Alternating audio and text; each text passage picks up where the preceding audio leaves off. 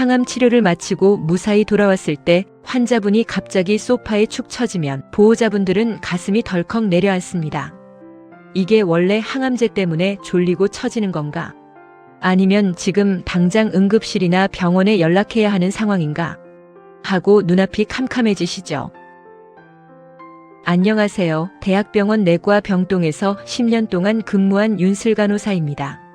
오늘은 항암치료 당일 보호자분이 집에서 꼭 눈여겨보셔야 하는 실전 기준을 아주 명확하게 짚어드릴게요. 오늘 영상만 끝까지 보셔도 집에서 어디까지 지켜봐도 되는지, 그리고 어떤 신호가 왔을 때 바로 병원에 연락해야 하는지 확실하게 판단이 서실 겁니다.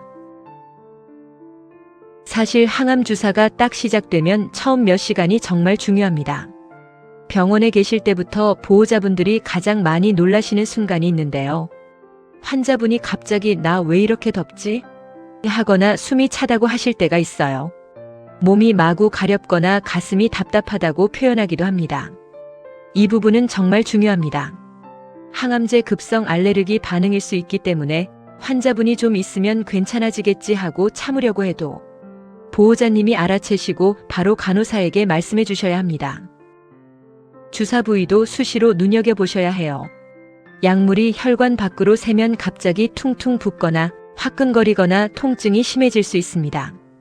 환자분이 통증에 둔감한 상태더라도 보호자님이 먼저 이상함을 발견하는 경우가 많으니 주사 부위는 꼭 체크해 두세요. 그래서 항암 당일에는 가능하면 환자분을 혼자 두지 않는 것이 가장 좋습니다. 진짜 혼란스러운 건 집에 도착하고 나서부터입니다. 환자분이 옷도 못 갈아입고 계속 잠만 자려고 하니까요. 병동에서도 보호자분들께 "선생님, 원래 이렇게 계속 자는 게 맞나요? 깨워야 하나요?" 라는 질문을 정말 많이 받았습니다. 항암 전에 들어가는 구토방지제나 부작용 완화 약물 때문에 평소보다 훨씬 졸리고 처질 수 있습니다. 하지만 지켜봐도 되는 안전한 기준은 따로 있습니다. 잠든 환자를 깨웠을 때 바로 눈을 뜨고 반응하는지, 말을 평소처럼 또박또박 말하는지, 물을 스스로 삼킬 수 있는지가 핵심입니다. 많이 자더라도 깨웠을 때 정신을 차리고 물을 조금씩 마신다면 일단 집에서 조금 더 편안하게 지켜보셔도 괜찮습니다. 반대로 위험한 신호는 불러도 반응이 눈에 띄게 느리거나 말투가 어눌해지거나 눈 초점이 맞지 않고 멍한 상태가 심해질 때입니다. 이 변화는 뇌 신경계 쪽에 영향을 준 것일 수 있으므로 즉시 다니시는 병원 응급실로 가시거나 대표번호로 전화를 걸어 문의하셔야 합니다.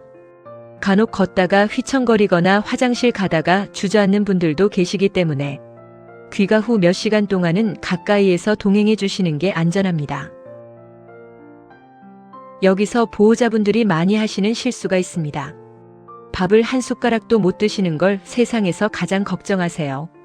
그런데 실제로 당일 밤에 더 중요한 건 밥이 아니라 물입니다. 물을 조금이라도 마실 수 있는지, 마시자마자 바로 분수처럼 토해내지는 않는지, 그리고 소변량이 줄지 않았는지를 보셔야 합니다. 음식은 못 먹더라도 물이 조금씩이라도 들어간다면 탈수를 막을 수 있어서 집에서 경과를 지켜볼 수 있습니다. 하지만 물 한 모금조차 삼키지 못하고 계속 토하기 시작하면 탈수가 정말 빠르게 옵니다.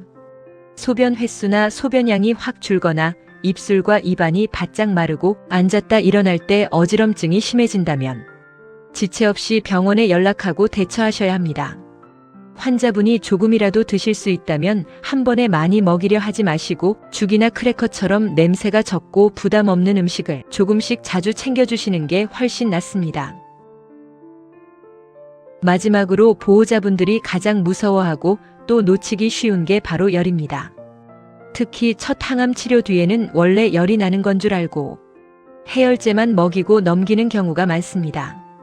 하지만 항암 환자에게 열은 몸속에 균이 들어왔다는 아주 위험한 신호일 수 있습니다. 집에 계실 때 환자분이 몸을 떨면 당황해서 이불만 겹겹이 더 덮어주는 보호자분들이 많습니다.